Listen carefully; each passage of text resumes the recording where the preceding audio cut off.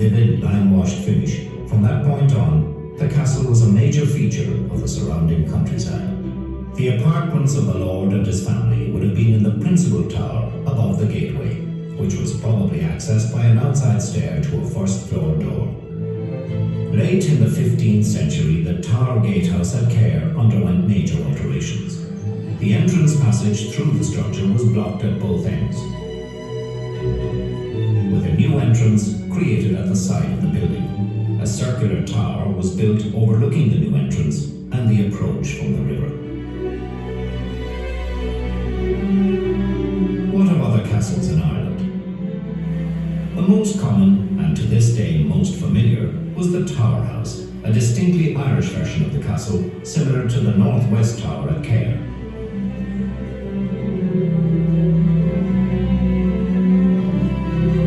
A good example of a tower house is the castle of Gralla, near Horse and Jockey in Tipperary. In this case, with part of the bawn wall still standing. Entrance was usually at ground floor level, with storerooms ahead and stairs set into the wall. The hall and private apartments would have been arranged in the floors above. The more powerful the lord, the bigger and more impressive the building. Outside was the walled bawn, with corner towers and additional accommodation.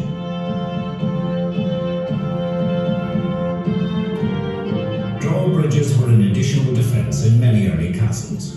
Nearby, Cahir Castle, which has a gatehouse similar to Cahir, has a reconstructed drawbridge. Drawbridges could be raised, cutting off access to the gate.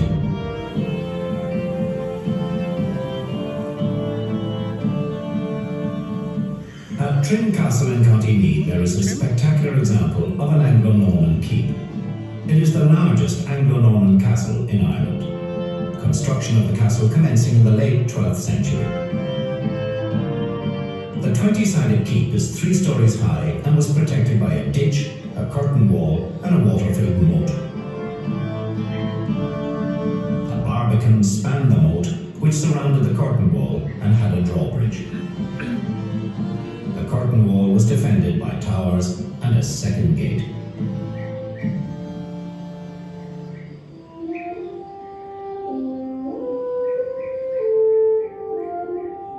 Castles were essentially private residences, but at times of war would have been busy and noisy places.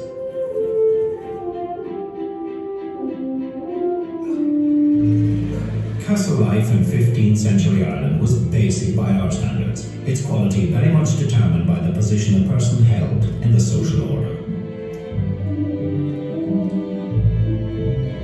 The Great Hall is perhaps that part of the castle which best demonstrated the communal nature of life inside the castle walls. It was in the Great Hall that the Lord entertained, dispensed justice, and held other important meetings.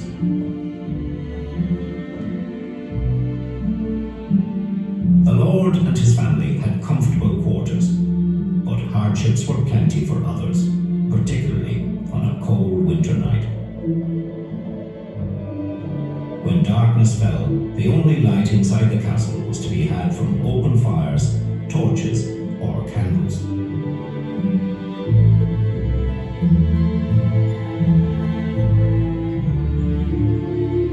Flushing toilets did not exist. The garderobe, a gap or shaft built into the wall, was as genteel as lavatories got in the medieval castle.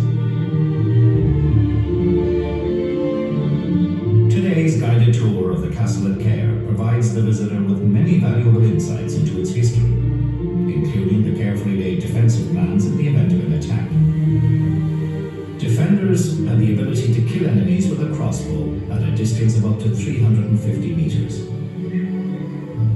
So, up here on top of the walls, you get a very good idea of the height that the soldiers had, the advantage of being on top of these battlements. You held a crossbow vertically rather than horizontally. You needed to be very strong to load a crossbow. You could therefore not shoot as many, but they were very, very accurate. And this was before they reached the walls, where they were met with rocks and other missiles.